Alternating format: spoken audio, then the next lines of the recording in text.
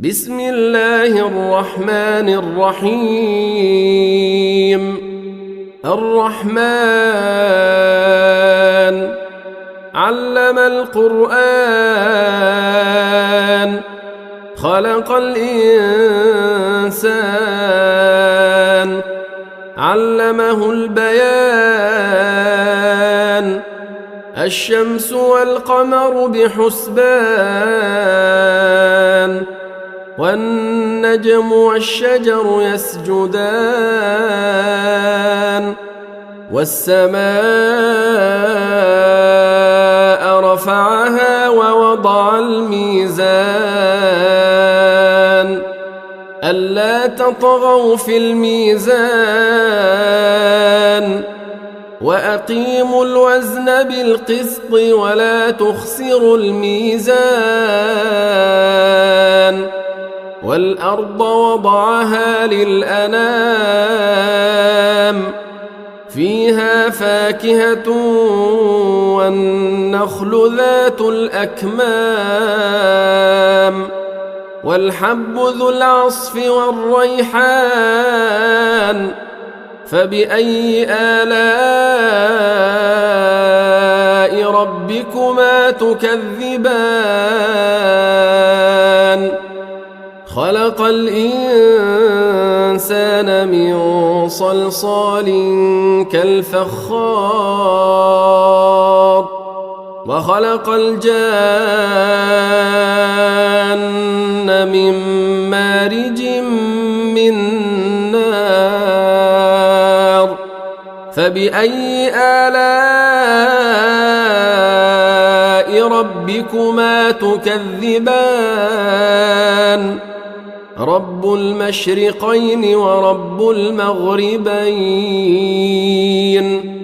فبأي آلاء ربكما تكذبان؟ مرج البحرين يلتقيان، بينهما برزخ لا يبغيان.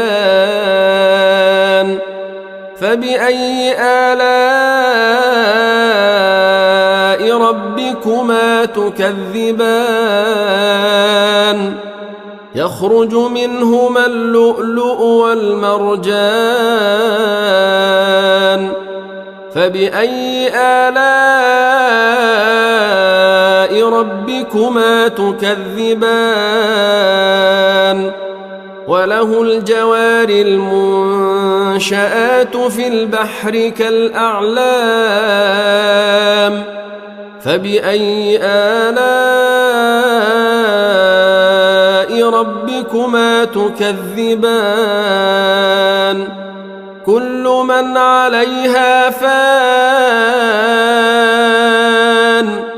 ويبقى وجه ربك ذو الجلال والإكرام. فبأي آلاء ربكما تكذبان؟ يسأله من في السماوات والأرض كل يوم هو في شأن. فبأي آلاء ربكما تكذبان؟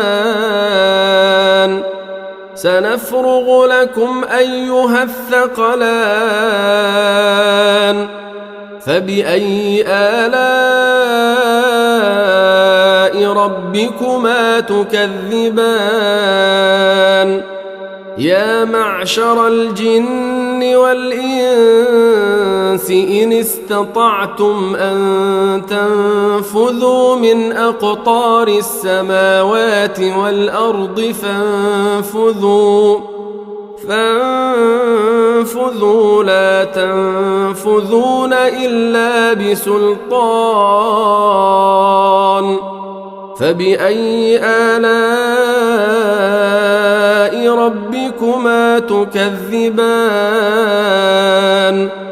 يرسل عليكما شواظ من نار ونحاس فلا تنتصران.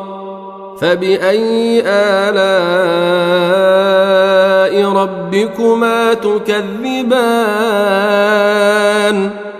فإذا انشقت السماء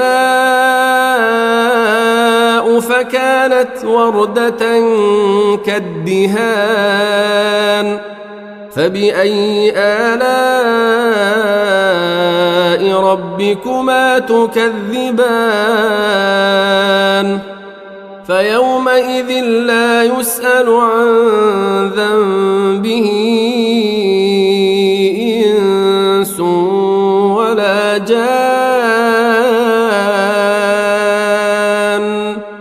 فبأي آلاء ربكما تكذبان يعرف المجرمون بسيماهم فيؤخذ بالنواصي والأقدام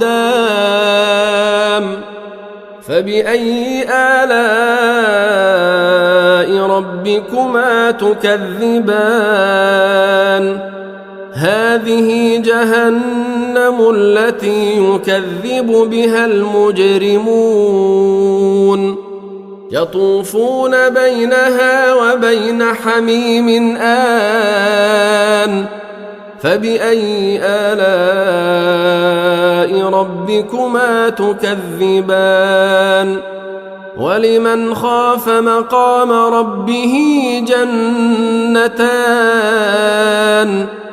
فبأي آلاء ربكما تكذبان ذواتا أفنان فبأي آلاء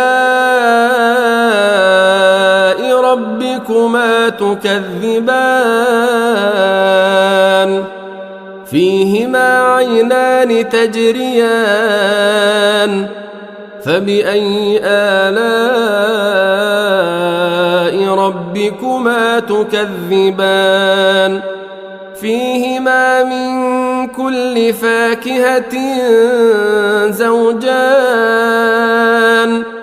فبأي آلاء ربكما تكذبان متكئين على فرش بطائنها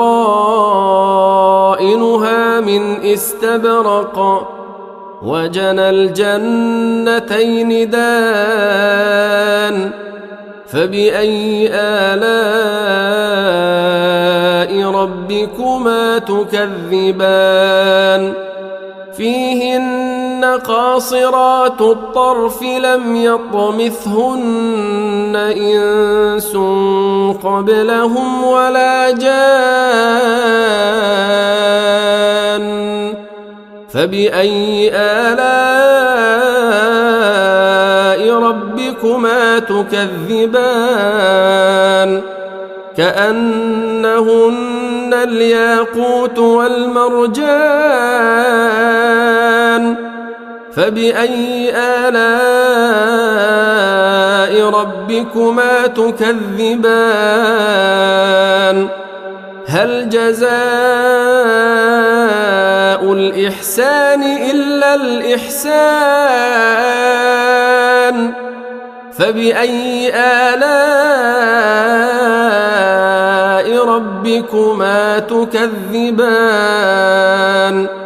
ومن دونهما جنتان فبأي آلاء ربكما تكذبان مدهامتان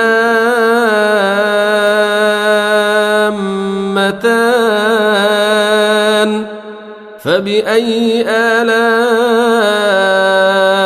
ربكما تكذبان فيهما عينان نضاختان فبأي آلاء ربكما تكذبان فيهما فاكهة ونخل ورمان فبأي آلاء ربكما تكذبان فيهن خيرات حسان فبأي آلاء ربكما تكذبان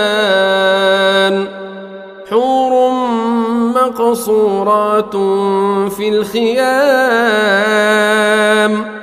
فبأي آلاء ربكما تكذبان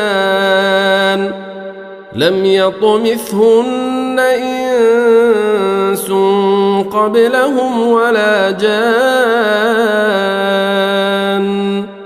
فبأي آلاء ربكما تكذبان متكئين على رفرف خضر وعبقري حسان فبأي آلاء ربكما تكذبان تبارك اسم ربك ذي الجلال والإكرام